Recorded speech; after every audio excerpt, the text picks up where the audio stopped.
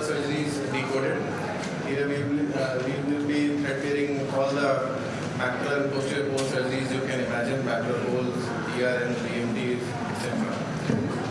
So just a brief introduction to the advent of various technologies and adjunct therapies in the management of macular surgeries.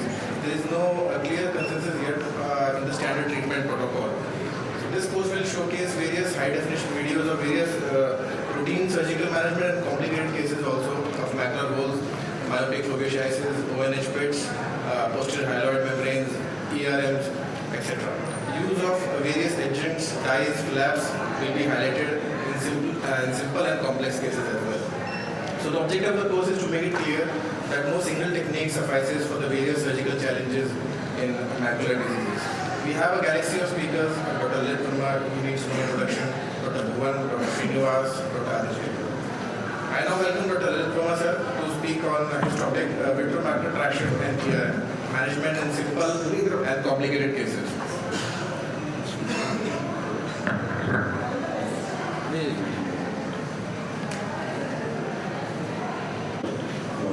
Conceiving this idea of macular surgeries, because macular surgeries are one of the commonest surgeries a VR person does in his day-to-day practice. So basically, three surgeries only we do. One is diabetic, one is macular detachment. So surgery is independent. So actually, all these four disorders which Vishal has listed, I think one the other opportunity we do all these things. And the simplest of all, I think Vishal has done only because my old age was last time. So, financial disorders. But all these interface disorders are basically anomalies of the thyroid. They are explained basically by partial PVD or anomalous PVD.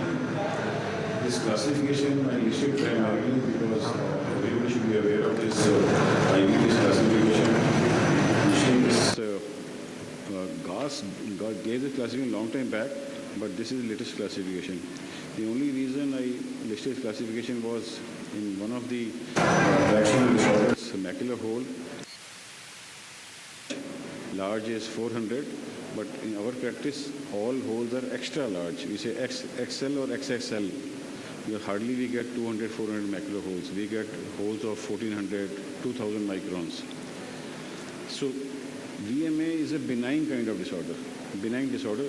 In fact, I don't know whether it's a disorder or not. It's a normal finding, in fact. Here, there's no pull on the retina.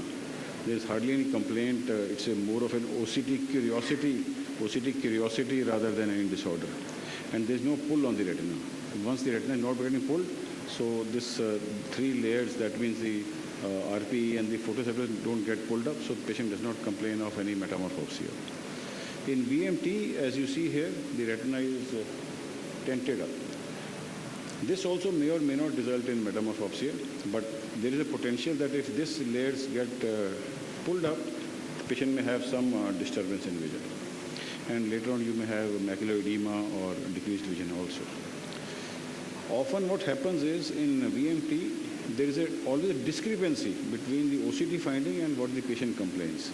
Like this patient upper left has vision of 6/6. Patient is not aware of this. We made him aware that there is a retina pull. The other patient here on the upper right, smaller, there is a small neurosensory detachment here. So this patient may have acute loss of vision. Here, where all the layers are intact, patient may not. And some patients of VMT, like I said, upper right, may suffer acute visual loss. Various classifications have been given, which I think are totally unnecessarily. These are more for publications than anything else. You see V-shape, J-shape, it does not matter. Once a surgeon is operating, it does not matter whether it is V-shape, J-shape, or focal or broad. It does not make much of a difference from the surgery point of view. The only thing what people can remember from theory point of view, 1500, you have to remember by, if it is less, focal, if it is more, it's a diffuse kind of VMT. What is relevant for me at least, or all the people who operate, is do this VMT required surgery? Can you see if the patient is asymptomatic? This question is relevant when the patient is asymptomatic.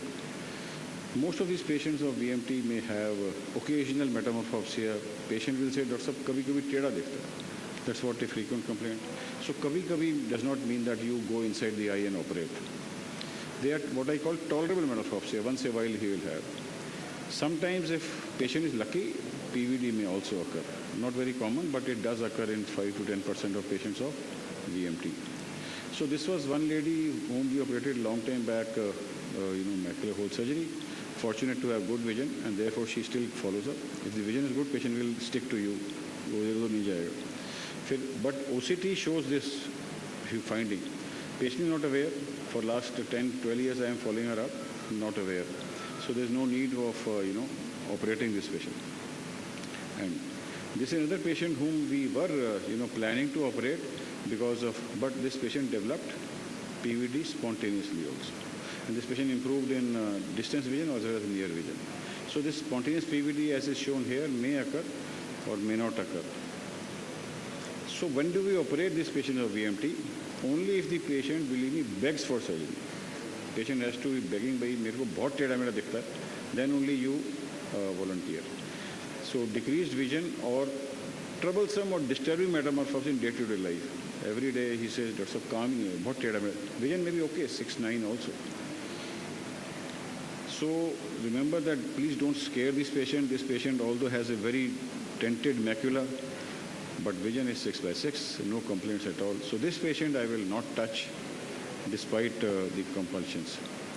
So whenever we decide to operate because of either troublesome metamorphopsia, decreased vision, or long-standing cystoid macular edema, our basic aim is to cut this, hyaloid here. Basic aim is to cut this hyaloid without damaging the macula. That is the principal aim. And foveal contour will come back very slowly. Foveal contour does not come back very fast. And all of us have been doing MIVS for ages and gives good results. Results means patient's symptoms goes away within a couple of weeks. Foveal contour will take months, sometimes year also to come back. And MIVS is a pretty easy surgery for this. But in came this injections and spoiled the whole scene. A lot of people in the US started propagating Jetria more than a decade back. Jetria came with a very big bang, but the issue was, apart from expensive, one injection costs more than 4,000 USD, cost of injection, not cost to the patient. But more important than that was dismissal success rate, very low. Quarter of the patients will benefit. This was this study done around 4 or 5 years back, where they compared Jetria with the surgery, and what was alarming, expected also actually, was in patients who had Jetria, 50% patient dissolved, 50% did not. Whereas patients who underwent PPV, 100% patient dissolved in their symptoms. So answer is surgery only, not Jetria. And surgery is relatively simple, does not take much time. You see, if you are doing day in and day out MIVS, it does not take more than 10, 15, 20 minutes. That's it. So the surgery is basically PVD induction. And how we do it is sometimes you may do without the dye, but like Vishal was saying that, nowadays dyes are available which make your job precise without much of, because visibility improves. Here we are doing PVD induction without the any tricot inside. So we go inside, do a core vitrectomy, then with the suction only function of this cutter, lift up the vitreous.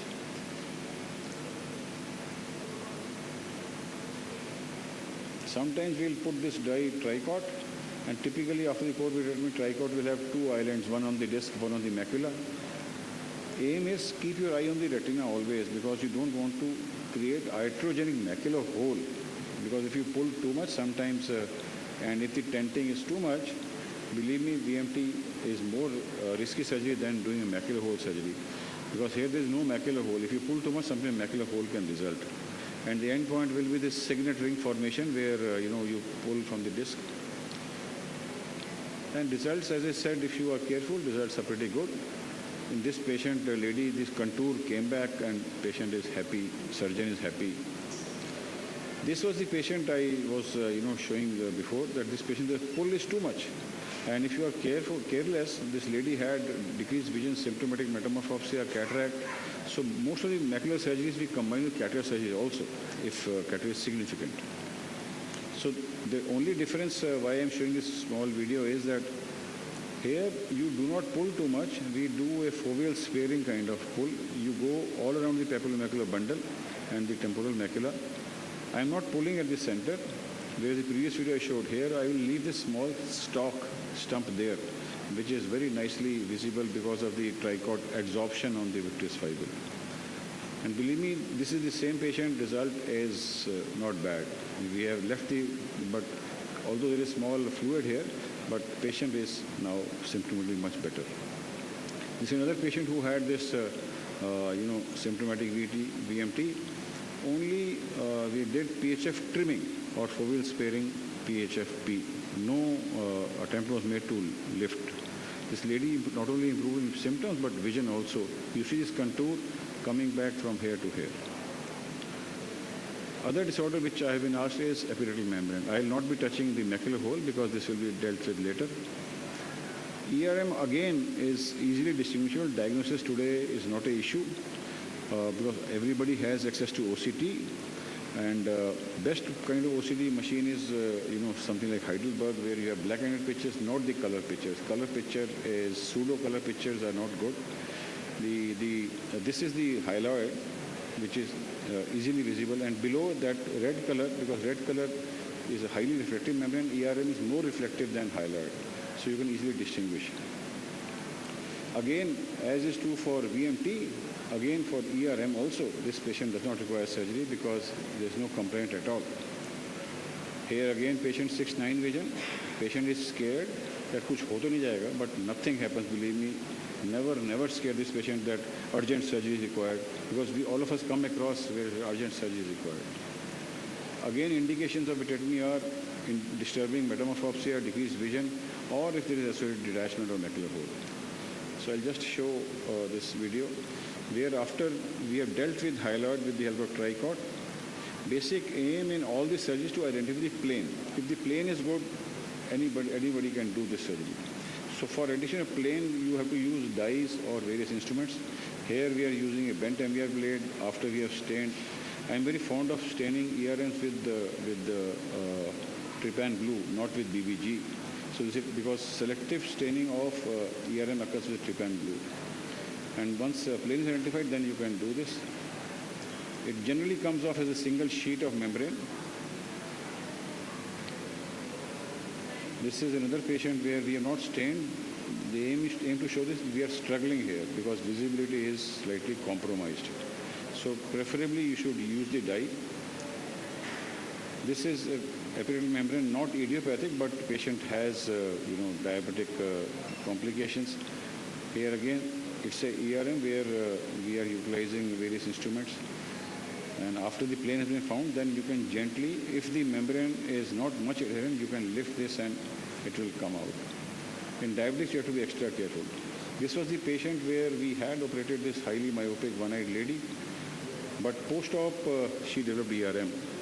And you can peel this membrane under the oil also, but what I did, because oil had to be removed, I removed the oil, and then this membrane edge was already visible, so I didn't stain also, and this came off with a single, pull by this Eckhart forceps.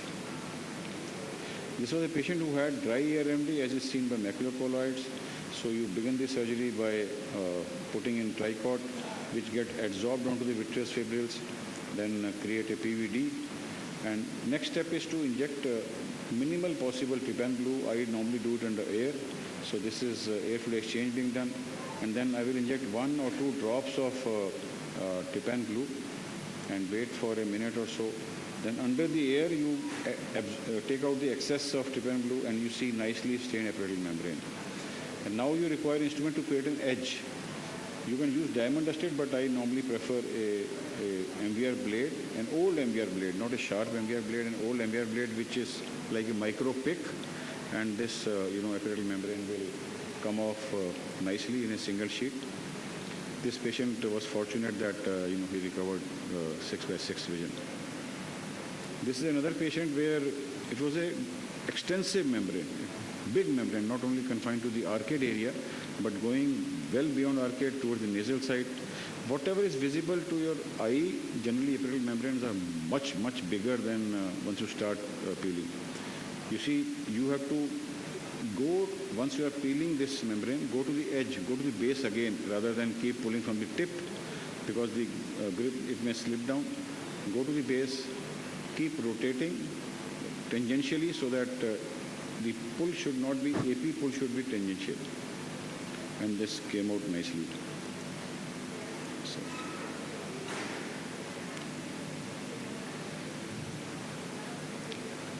So this was that young patient actually. This is another young patient who has a huge epidermal membrane. This patient had a combined RD also. And this patient actually was a patient of Behçet's disease. All vessels are occluded. In this patient, we did this trypan blue assisted epidermal membrane removal, but I left it at the disc because there was a thick cord-like structure here. I was scared that, this may not precipitate a bleed. So just left it here and trimmed it with the help of cutter. Here. This last video which I will show here is again a very chronic old epidermal membrane, and once we were peeling this membrane after staining with trypan blue, your eye always has to be on the underneath retina because you should not create any iotrogenesis. And you see, once we are lifting this, the underlying retina is getting lifted and it's becoming whitish. So that is the point. You should hold on and go to some other area lest you create a iotrogenesis. You see this area, you see this area. So went round and round, created a cauliflower-like thing, and then with the cutter then took it off. So this was the result of this patient. Cataract surgery was also done in this. This video does not add much to this, so I will skip this. So this patient was fortunate, although the contour has not fully come back, but thanks to the integrity of RPE, ISOS junction and ELM, vision is pretty good.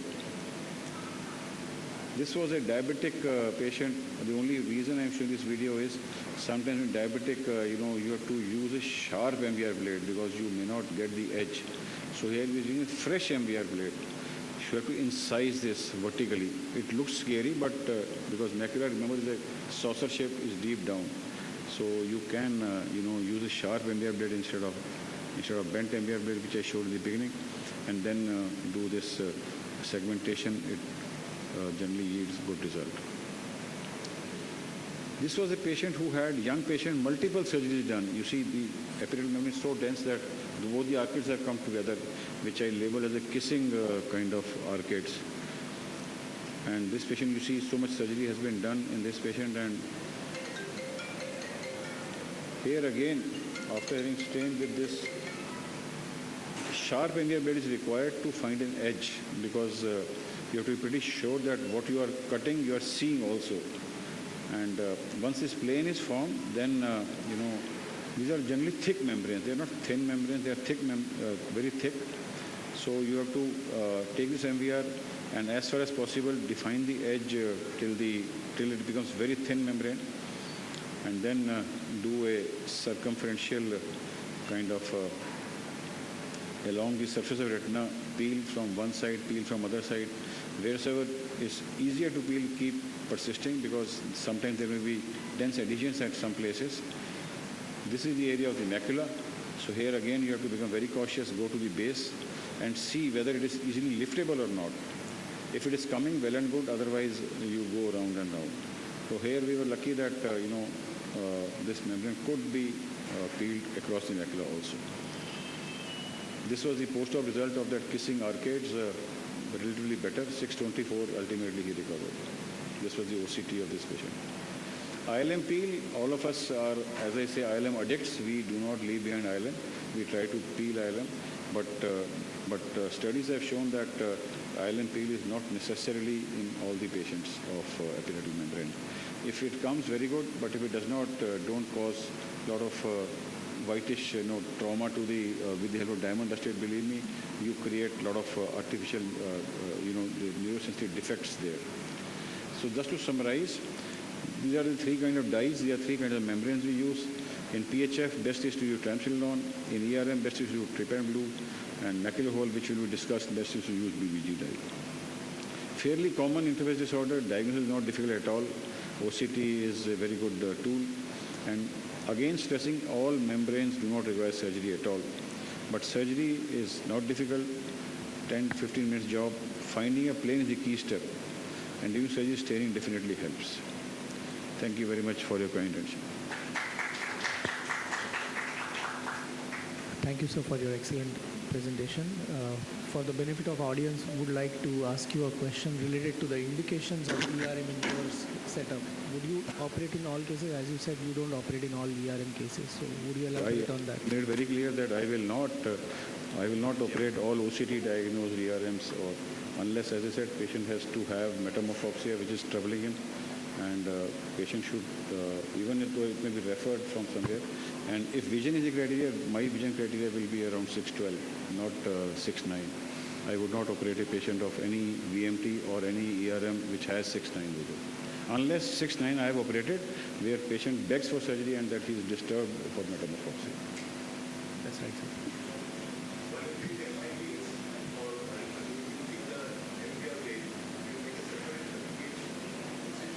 No, 25 gauge MVR blade, 25 gauge MVR blade only. It goes through that port easily. So, but once you have bent it, it still goes there? Once you have... The first video was, old video when we were in RP Center. That was a old video. That time we used to make 20 gauge. So that bent MVR blade, which I showed the first video, that is a very old video. So that you are right, that we had mechanically bent that MVR. That was a 20 gauge. Rest all surgeries were 23 or 25. First surgery was only 20 gauge.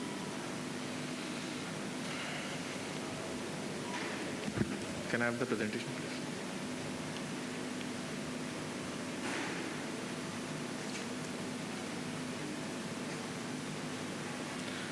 So good morning, everybody. I'll be speaking about myopic foveosis and the general management principles.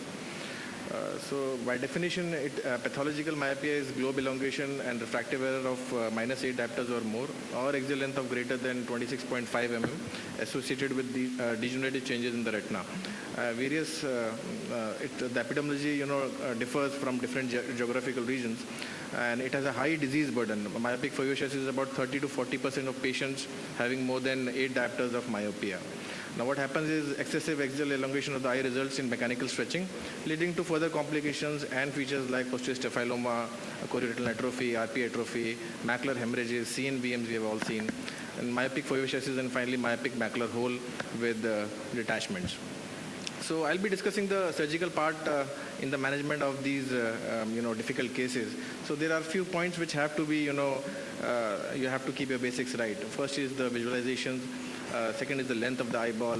The third is the PVD induction is difficult in these, and a basic standardized technique in which you can get consistent results in all these cases. So coming to the visualization part, even a small amount of spherical aberration because of small amount of lenticular opacity can, disrupt your view. So it's always a good idea if the patient is 40 plus and has a mild lenticular opacity, do a combined procedure, because the contrast is anyways very poor, and you have to peel the ILM which is thin and friable. So if you get a good lens in place and then do the ILM peeling, it's always better. You can see the crisp focus of the ILM in this case. So always I would prefer to do phaco vitrectomy combined procedure in these cases, unless of course the patient is very young and has a clear lens. Coming to the lens, these are long eyes, so you can use, if the axial length is more than 29 mm, then if you use the non-contact systems, your forceps are vertical, and the shaft of the forceps will touch the rim of the non-contact viewing system. So it's always a good idea to use contact macular lenses. It gives a high resolution, good magnification, and these are excellent. And your maneuverability of the forceps while peeling is excellent in these cases. So, and sorry.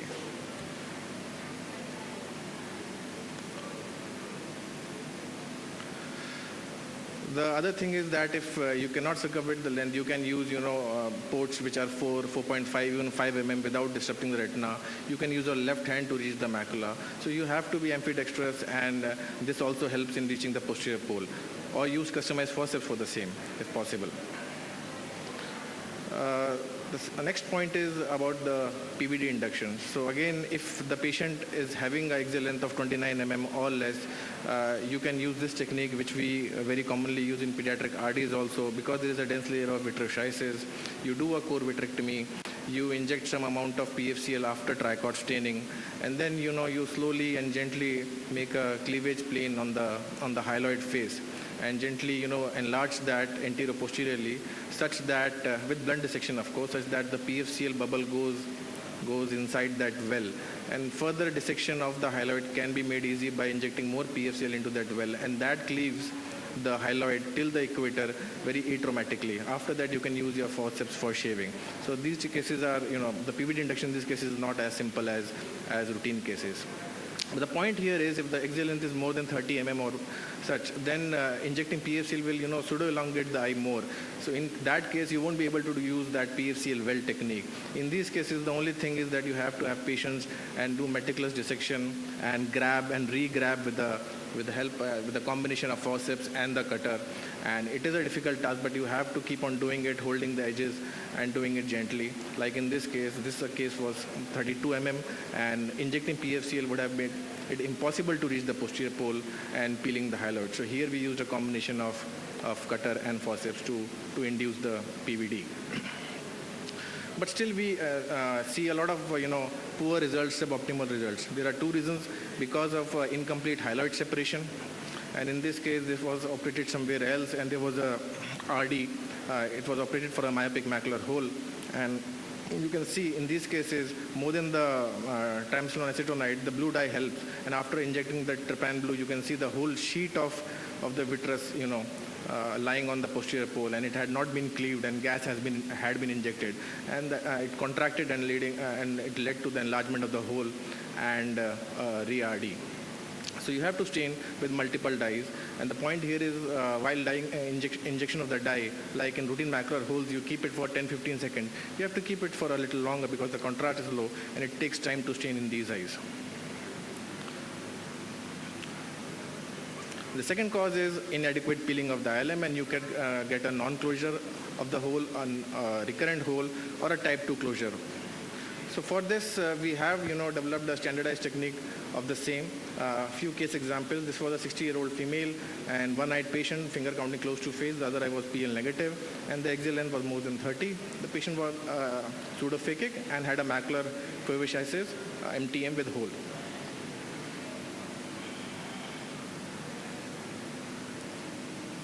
So again, inserting a posterior port around 4.5 and inducing the PVD, checking again and again with the re-injecting of the triamcinolone so that no amount of vitreosis is left and all the hyaloid is removed adequately. If not, it will not stain. The posterior pole will not stain with the blue dye. And then you inject trypan blue, and you can see that some amount of dye has entered the subretinal space, but that can easily be aspirated. Once that is aspirated, the posterior pole fluid is removed and the macula gets flattened, and then you can inject a small amount of PFCL if you want, and that is strictly optional. I prefer to do that way. And then the peeling starts. It's a routine pinch and peel. The only thing here to remember is once you have a neck, you don't want to lose it, because otherwise it's very difficult to re-grasp it. So it might come into piecemeal, it might come in one sheet. Here we are doing the inverted ILM peeling, and the difference here with the routine macular hole peeling is that the area of peel should be wide, and it should preferably approach the excavation edge of the staphyloma. And if that is not achieved, the retina will not be redundant enough to close the hole. So the only trick here is the peeling should be much larger than what you do for a macular hole, preferably to the edge of the staphyloma. And you don't need to stuff it inside the hole. You just gather the bunches. It does not move inside the PFCL, under the PFCL. You just gently place it over the hole. And after that, while it is under the PFCL, it gets sticky in nature, and it does not displace while you are going under air. So here I have not made an extra retinotomy to drain the fluid. And the hole, the main cause of the RD here, the posterior pole RD, was the hole, and that has been closed by the flap. And you aspirate the PFCL, and you can see the blue dot in between, in the center. It does not displace even after the aspiration of the PFCL. This is a ICL posterior pole RD, again, pathological myopia and axial length of more than 30 mm. And here, so the same technique has been utilized, except the PFCL is not used. You can see there is low contrast and there is a lot of fluid, and there is no additional break except a macular hole. And that macular hole is the cause of this posterior pole fluid extending to the periphery. Again, tricord injection, thorough PVD induction, thorough vitrectomy, staining with the brilliant blue, and here the peeling starts. And once it looks difficult, but once you have a flap, then the contrast improves, and you can use that folded flap as a guide to further enlarge the peeling. And you can see all the flaps. This is not under PFCL. This is just under fluid, and you just bunch them up in the center. And remember that the peeling area should be large enough, approximating the excavation of the posterior staphyloma. Once that is done, you do a 360-degree peripheral indentation, and again go under air. And in all these cases, use a gas, whether SF6 or C3F8, because that conforms to the contour of the staphyloma more than the oil. The oil will give a dead space, leading to a late reopening of the hole. So these are the results. So to conclude, myopic fovea and macular holes are complex surgeries with intraoperative surprises, various. A thorough preoperative workup is essential. Combined procedures, making posterior ports, complete PVD induction, multiple staining, longer duration of staining are the key to success. Although a thorough preoperative counseling with a very clear communication of the suboptimal anatomical and visual outcomes have to be explained thoroughly to the patient and their relatives. Thank you so much.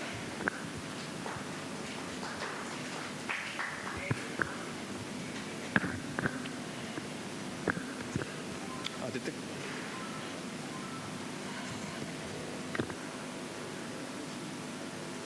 So next we have Dr. Bhuvan. He's going to talk about optic pit. Yeah, And after that we'll have a first of all, I just want to ask a question from Vishal. Like sometimes when we do in a very high pathological myopia, the staining is not good with brilliant blue. Probably you know, so what do you want to suggest for those cases? See, if there is no staining, that means that there is a membrane of hyaloid membrane over the macula. If it is a faint staining, I recommend again restaining maybe multiple times and not staining it just for 15 or 20 seconds and washing it off. I would recommend a minute of BBG in the eye and then washing it off. But it is difficult, I agree. It's not the same staining as in routine macular. It is a very macula. high myopia, very high myopia, not an RD, just a macular hole. Then probably even sometimes staining with ICG or a triamcinolone helps. I think brilliant blue will not be a good option in those cases. Okay. So, excellent presentation. So I would like to thank AIOS. I'd like to thank Vishal for giving me this opportunity. So we have been doing this IC for past few years. I think they have covered the very common things, ERM and macular hole. And the topic which I am discussing is optic disc pit, which is something very rare. And I think from my last presentation which I did last year till now, I've not even operated a single case. So I'll just try to share my experience and probably gain from you all also. So optic disc pit, as I said, is a very rare. It is a congenital abnormality that occurs in the optic disc because of the failure of the closure of the embryonic fissure. It is usually unilateral. It can occur bilaterally in 15% of the cases, and there is equal gender prevalence. So in most of the cases, the patients are asymptomatic. However, in about 25% to 75% of the cases, it can lead to optic disc maculopathy, leading to visual disturbances. So there is accumulation of the fluid, intraretinal, leading to schisis, as well as subretinal fluid. So the main problem in the management is because the pathophysiology, the exact mechanism is not known till now. So in some of these cases, they say that the fluid is coming through the vitreous cavity. Since most of the liquefaction starts to occur in the third and the fourth decade, most of these patients present with symptoms in the third and the fourth decade.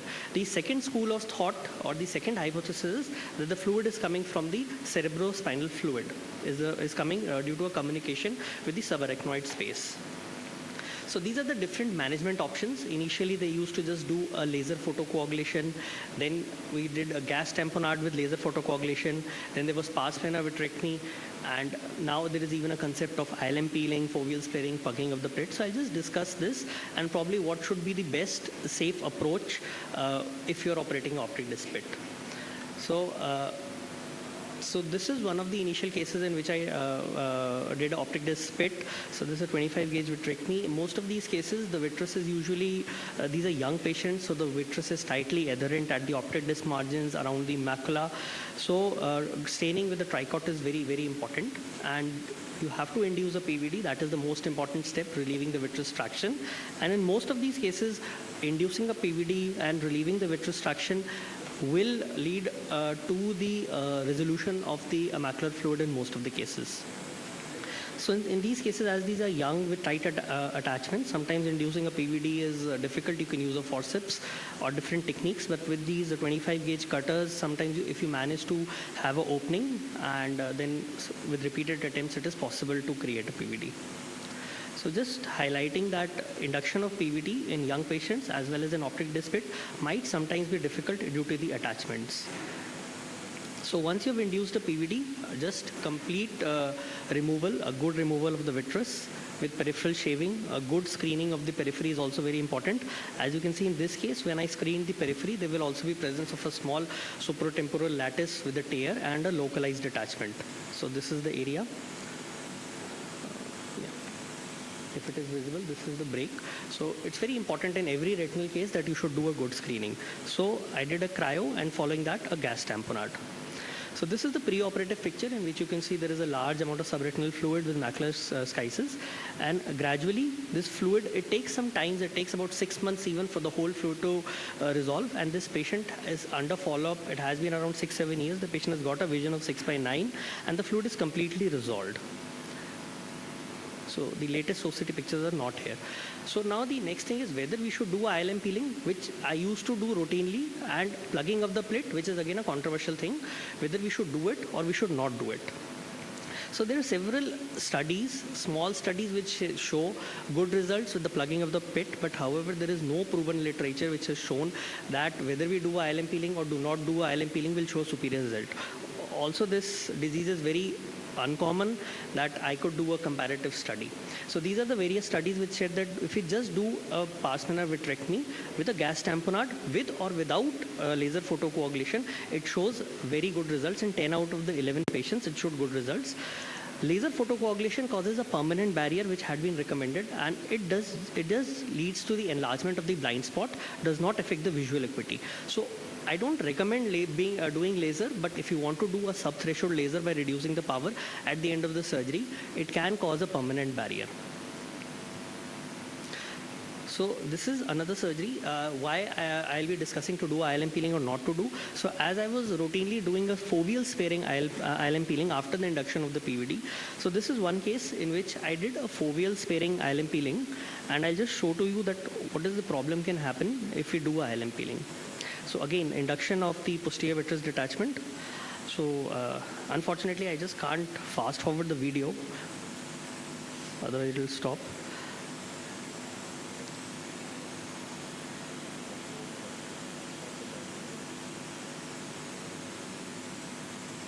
So as you can see, the attachment there at the macula and at the site of the disc is much more prominent as compared to a normal PVD induction in around a 40 years old patient. So after the completion of the vitrectomy, so I'll do ILM peeling in this case, and you have to be very careful to do a foveal sparing ILM peeling because usually the roof of the fovea is very thin and you can de-roof it and lead to a macular hole.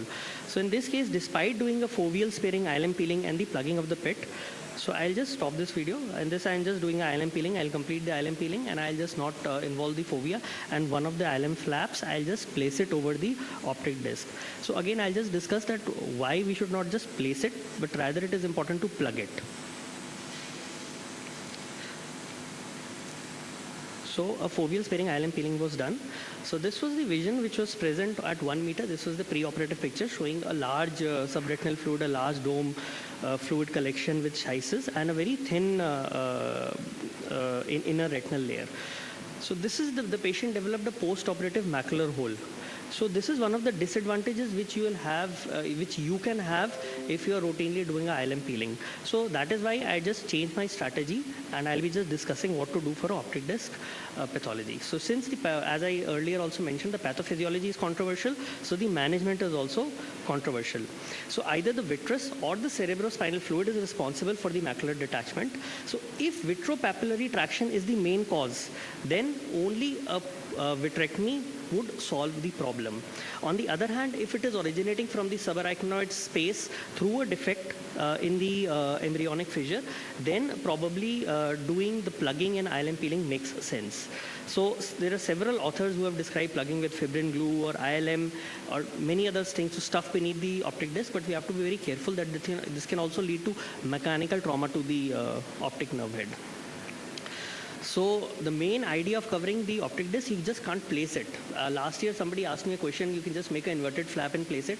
I don't think that I read it more deeply. You have to actually plug it because we have to close the defect where the retinal tissue is glyting at the embryonic fissure. So we have to create a blockage of the passage from the subarachnoid space into the retinal space. So both the results, they have demonstrated good long-term results. So whether to do ILM peeling or not, the evidence is very low and we need more long-term studies to warrant it. So this is just one more video. I'll show two more videos, which is just highlighting. You can see that the attachment at the area of the pit of the vitreous in this case is a lot. So you have to do a pull. So probably the main cause is the vitropapillary traction, which develops at the age of around 30 years when the vitreous is getting liquefied, which causes probably the fissure to get more open and causing the maculopathy. So another video just highlighting the dense attachments, which is not present at the optic disc margins, but at the margins of the pit.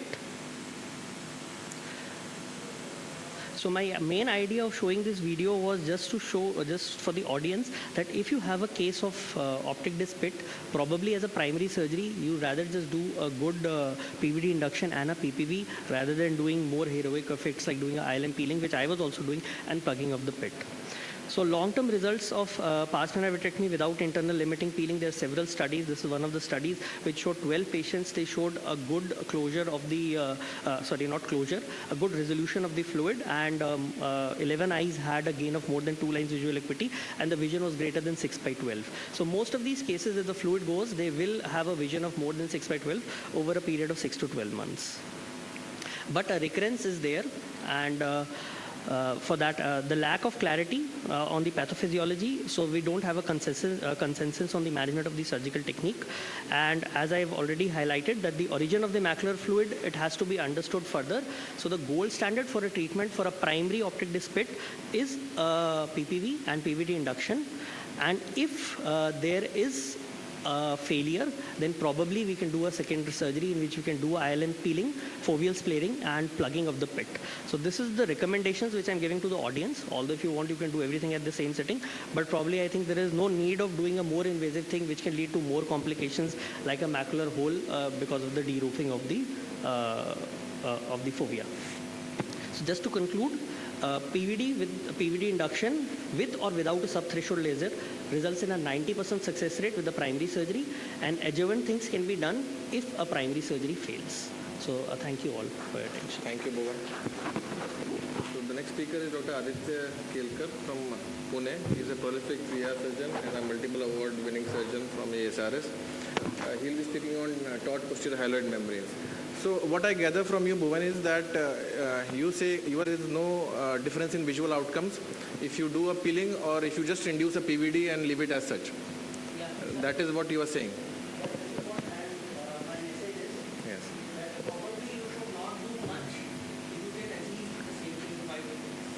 Okay. And there is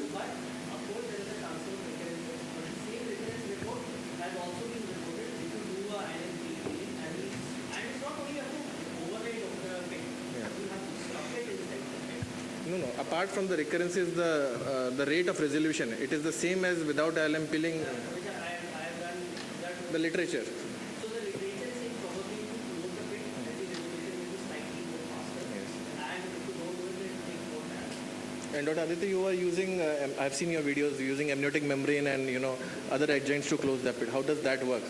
And do you do that in the primary go or for refractory cases? So I've used it in a patient who was having a refractory macular optic pit maculopathy. Yeah. So she was a girl who was operated previously by the conventional technique, which did not work, and then she presented with a recurrence after almost 9 to 10 months.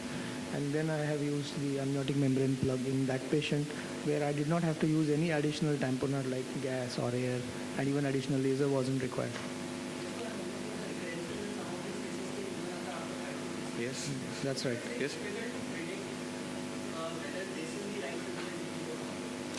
Yes, Dr. Anand. Experience over about 50, 60 of such cases is that just do the vitrectomy, you have first of all, on day one or month one, the reduction in that SRF is probably only about 10 to 20%. If you do ILM peeling, it's about almost 30-40%.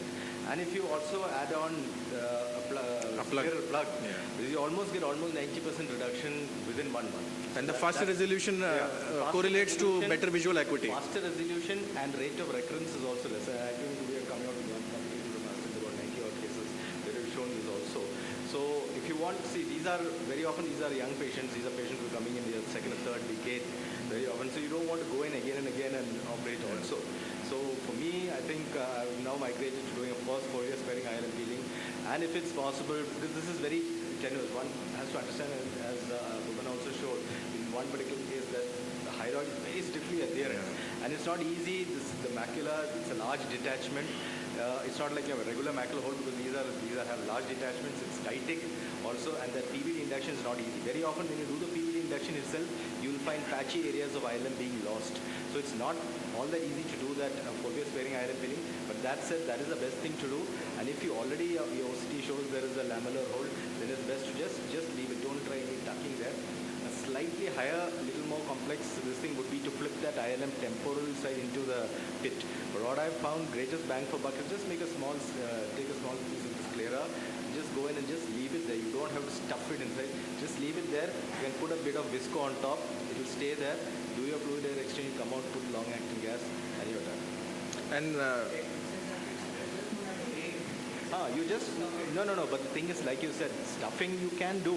I also just gently put, but during some of the fellows have had, while doing fluid air exchange, it can dislodge. What you can do is just put a bit of visco right on top of that so nothing happens. So even this is almost like a foolproof technique for beginners. Yeah. So just keep it there. You can push it a little, but don't be forceful with it. It stays there because this is an excavation. It will stay there. And then even if it's a myope, I have one case particularly, I remember myope with ODD. That was a little more technically challenging. You just put it inside, leave it there, and then put visco if you wish. And one last question, Srinivas. If a young patient comes with a chronic detachment and a poor vision, do you operate with low height, chronic SRF and RP atrophy? Do you operate in such cases? Do you give a trial? Since you said it's a young patient, yes, of course. With all the guarded visual prognosis, we do give them a chance because they deserve a chance. They are okay. Over to you, sir. Thank you, Dr. Vishal, AIOS, and thank you to all your delegates who have gathered for your course today. Hall is jam-packed, and that speaks volumes about your course. Although they have reduced the volume of the hall, but I'm sure if they make it bigger, I'm sure the hall will be still full. So the vitreoretinal interface, it consists of the internal limiting membrane of the retina, posterior vitreous cortex, and the intervening extracellular matrix. Whenever there is anomalous adhesion of the vitreous with this interface, it leads to vitreomacular pathologies like vitreomacular traction, ERM, or macular hole, or lamellar macular hole. So there's a difference between ERM and vitreomacular traction. In the epiretinal membrane, you can see the traction is usually just tangential, whereas in vitreomacular traction, apart from the tangential traction, you have anterior-posterior traction also. Based on the OCT, you can differentiate it into partial vitreous detachment, persistent vitreous attachment with macula within 3 millimeters radius of the fovea, acute angle, presence of the changes in the foveal contour, and lastly, the absence of full thickness macular hole but interruption of all the layers. So, in addition, it can be distinguished into focal vitreomacular traction where the width is less than 1500 microns, or it can be broad-based, which is more than 1500 microns, and concurrent, which is inconsistent in association with age-related macular degeneration or vein occlusion or diabetic macular edema. Or it can be also called as a secondary vitreomacular traction or vitreomacular pathology. It can also be isolated without any other pathologies. I don't think we should get into too much of details here, but yes, there is a vitreous liquefaction, abnormal contraction, and then there is tangential as well as anteroposterior pull leading to the vitreomacular traction and distortion of the foveal contour leading to symptoms of metamorphopsia and decreased vision. On examinations on slit lamp microscopy also you can pick it up most of the times. You can see a glistening translucent membrane showing residual adhesion of at the central macula.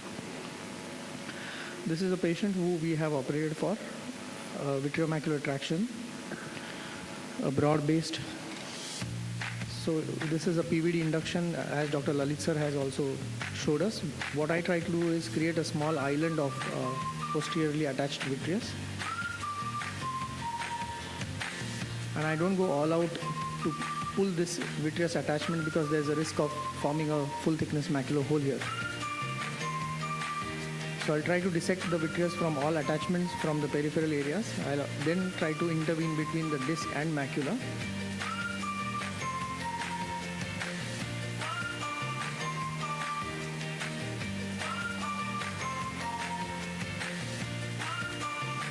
And with that you can leave a small island at the fovea so as to prevent de-roofing of the macular hole.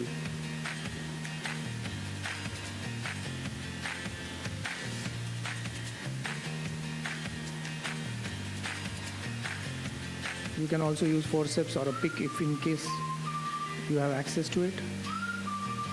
But cutter in my hands works the best, so I tend to use this. So after the dissection, we stained the ILM with the brilliant blue dye, and then I initiate the flap using the diamond dusted membrane scraper. However, unfortunately, as you can see, I ended up in de-roofing the area, resulting in a macular hole.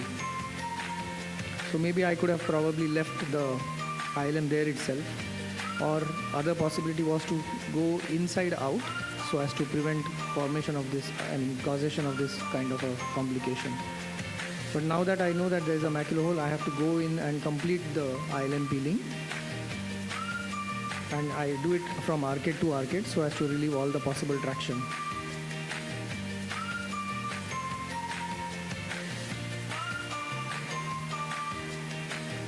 Again, stain additionally to check if there is any remnant of ILM.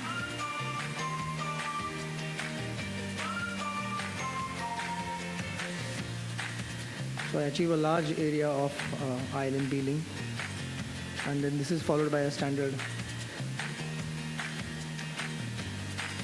gas injection.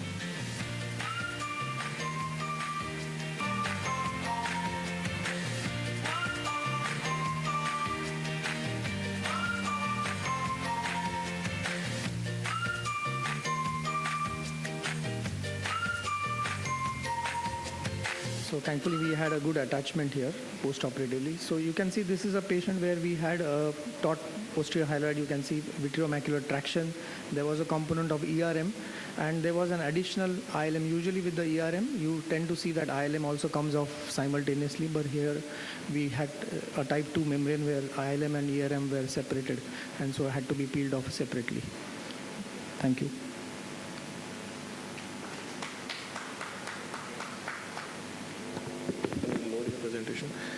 So you with recalcitrant edema, so you have peeled in these cases. Do you find any, apart from the anatomical outcome, the contour resolves to normal, does it translate to visual gain in these cases? The ILM peeling, especially in diabetic patients, is a must, I feel, because it tends to prevent the recurrences of the epiretinal membrane. Or not during a vitreous hemorrhage surgery, a routine recalcitrant edema, macular edema, because of a taut posterior hyaloid. So these cases, definitely you need to do vitrectomy followed by ILM peeling, because then it also prevents recurrences of the epiretinal membrane formation. Okay.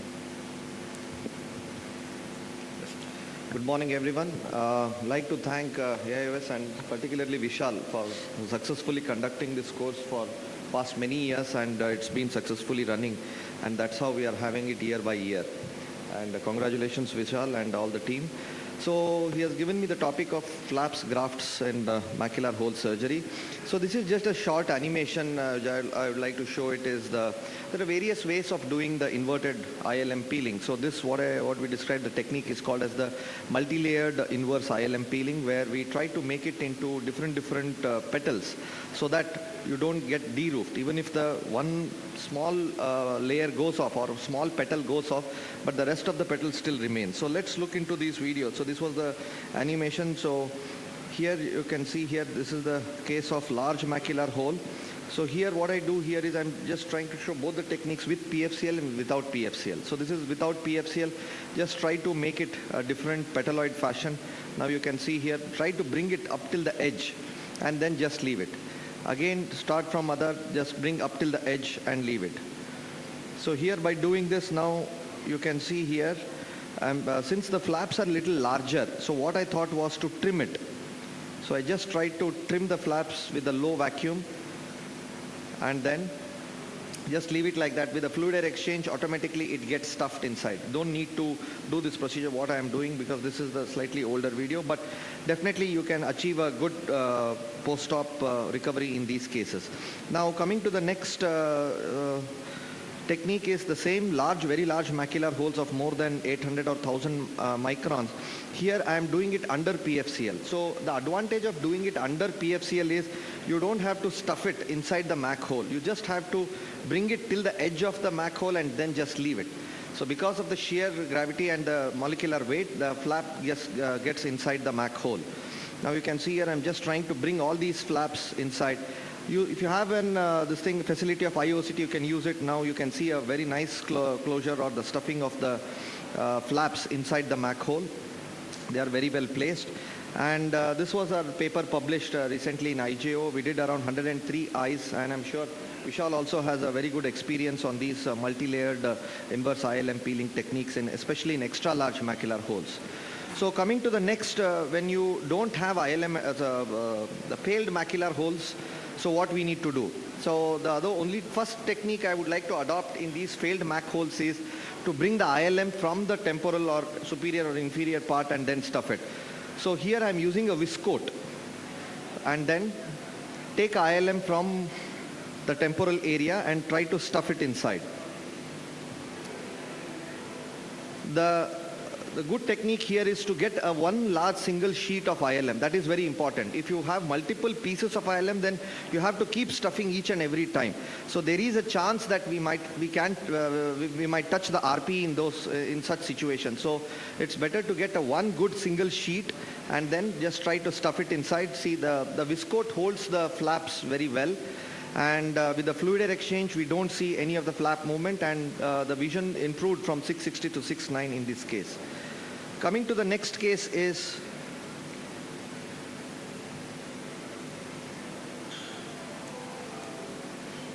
so these are another set of cases where again you can see this is the failed Mac hole which was referred, and then apart from the ILM flap technique, the another technique what you can do is the macular detachment induction technique. So I learned it from my mentor, Dr. Wai-Ching Lam. They have done a good series of cases in University of Toronto. Here, what we do is take a 42 gauge needle, ideally it is 38, and try to inject it, try to create a bleb, both superior, temporal, and inferior.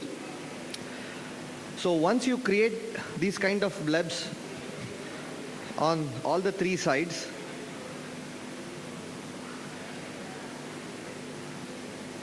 it's always better to do it below the arcade, not inside the arcade, because you might have an RP atrophic changes at the site of injection. So it's better to do it beyond the arcades and then try to create a large bubble, blister, and then do a fluid air exchange. So the advantage of doing this is with the help of the gravity, the bullosity comes down. Now you can see the pre and the post-op pictures here. So the mechanism here is the injection of the BSS reduces the tension and the stiffness which is intrinsic to the retina, and separates the tight adhesions of the retina and the RP. So here the logic here is, since you inject it, when you do a fluid air exchange, the bullosity comes and then tries to come, you have to detach the edge of the macular hole to the neurosensory retina. Probably that could be the cause that macular hole is not closing. So we need to detach the edges of the macular hole, and because of the redundancy, because you are creating a bullosity, when you compress it with a gas tamponade, it tries to like a kind of iron out kind of effect. Now this is the another case I would like to show. I think we did all the three in this case. Unfortunately, it happened like that. So 40-year-old lady underwent vitrectomy, silicone oil, tamponade, but she had a pretty large subfoveal PFO remaining. So what I did was I removed that PFO. The one mistake which I did here was I shouldn't have done the ILM peeling in this case. So after doing an ILM peeling, 1 week post-op, she developed full thickness macular hole. And not just that, when we planned it for the surgery, she came a week later and developed a macular hole RD also. So here, the only choice left to me was, as I showed previously, I did it under the viscoat, but now it is better to slide it under the PFCL. These flaps you can see here, I'm just trying to bring it from the temporal or the superior area and then try to slide it. Unfortunately, what happened was the flaps came into the forceps, and once it comes into the forceps, you cannot put it back. And to add to the problem, she developed a temporal choroidal detachment also, for which I had to drain that. And she was the wife of a lawyer. So my heart was continuously beating more and more. So here the only choice left to me was to do a neurosensory graft technique, because the rest other techniques failed. So here you just try to cauterize the edges so that it should not bleed. And some people say do the laser later, some authors say do the laser before. And under the PFCL you can beautifully slide this neurosensory graft. And then silicone oil was injected, and post-op 1 week, 1 month, and 4 months post silicone oil, the patient improved to 624 vision. So coming to the next, I'll skip this. So this is a 62-year-old diabetic, underwent vitrectomy, membrane peeling and ILM for PDR surgery. Everything went well in this case, but after few months, the patient developed macular hole. So this was the primary surgery, it went well. 1 year later, it developed fibrous reproliferation, and because of which it developed a macular hole as well. So here, you can see the MLD was more than 700, the basal diameter was 1319. So, of course, we have to remove this reproliferative membranes, which is very, very important. As you can see here, when I was trying to remove the last bit of membrane, it just picked the vessel. So I tried all of the things, increasing the infusion pressure, but best is to put a PFO at this point of time, because anyhow I have to use a graft in this case. So here again, I tried to choose the area where the laser was not done. That is always important. To choose site selection is very important for the graft. And then try to create a small blister so that while cutting it, you don't touch the RPE or the choroid. And you can do it unimanually or you can do it bimanually. And once you cut these edges and try to slowly slide it under the PFO.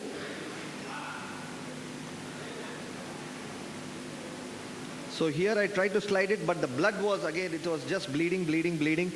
So I thought, okay, let it be, because blood is also used as one of the adjuvant for the macular hole. So I think it added more the rescue kind of thing for this case. I didn't try to meddle much with the blood because it's already been proven. And then I just tried to do a fluid air exchange, and fortunately the patient improved pretty well, and the final visual acuity was also pretty good in this patient, and as he was a one-eyed patient. So there is a lot of literature review has been discussed. As I showed about the focal macular detachment, I showed the large area of ILM peeling as shown by the previous speakers. Tano diamond dusted brush also can be used to tease the edge so that you can try to bring the edges together. Inverted ILM flap technique, multi-layered technique, there are various techniques described.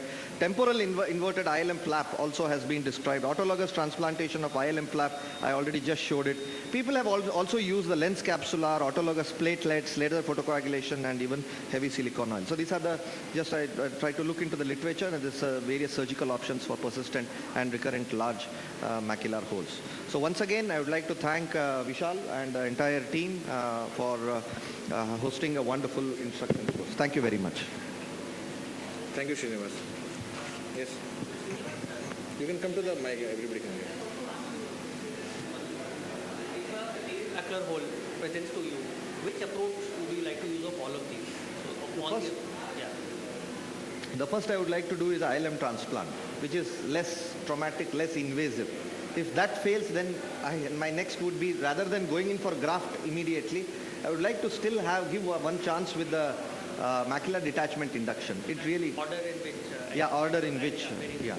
And if the hole is more than 1000 micron or 1002 micron in the field, then it's better directly going for the neurosensory graft. And one more question. Removal of the subretinal PFCL. How did you remove it? With a 42 gauge needle. You made a hole in the... Yes. So just to add, what you can do is you can create a similar retinal detachment above the arcade by injecting fluid, and then you can remove the PFCL by displacing. Yeah, but I thought that, but it would be little more invasive to again cut the attached retina, because the retina was already attached in that temporal retina, had to cut and then remove it, because it was a pretty large retinectomy which I had to do it because I have done a lot of cases of subfoveal PFO removal. But here in this case, the only thing why it happened was I shouldn't have done the ILM peeling. So that the strength of that gave up, and then it expanded, and that caused the macular hole. So never do an ILM peeling in cases where we have thinning of the retina, because subfoveal, when you remove it, you could have seen that in the IOCT, it was already the thinning was showing in the foveal area. So probably removing that ILM caused the macular hole later. But why remove it? It was away from the fovea. No, which one? The subfoveal? Yeah. It was subfoveal.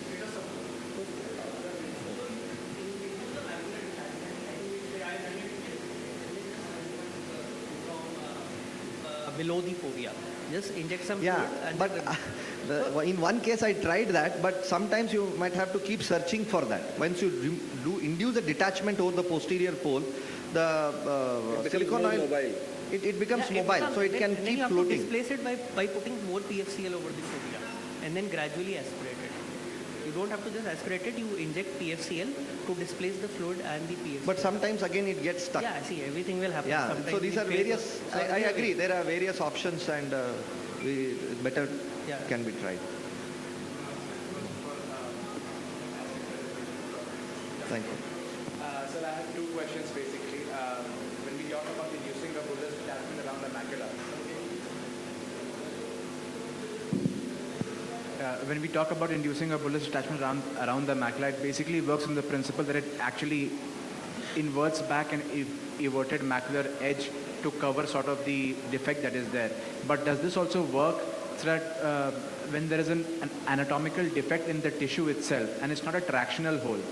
Like there are two types of macular holes that is technically described. One is a tractional hole and one is a tissue defect hole. Does this also work in a tissue defect hole? First is that, sir. No. See here, when you try to induce a detachment, you create the bullosity. So you are trying, it's like a plastic sheet. You are just trying to stretch it. Sure. And then again compress it. Sure. See, the importance here is just causing the bullosity and then trying to do a fluid exchange.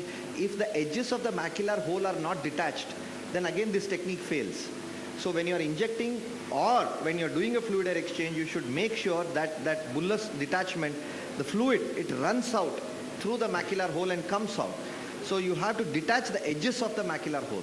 Sure, sir. But actually, my point is like you mentioned Tano's DDMS for the hole closure, the tapping. So tapping also has certain indices that has been described in the literature as to in what kind of indices you actually can tap and get away with it, and in what cases you have to have invert. So do you follow any such indices in the case of induction of an SRF, induction of an See, in NSD? these cases of failed mac hole in the OCT, where you can see that it is a flat open mac hole, so tapping again will cause more injury. No, I understand, sir. If the edges of the mac hole are detached and then you tap it,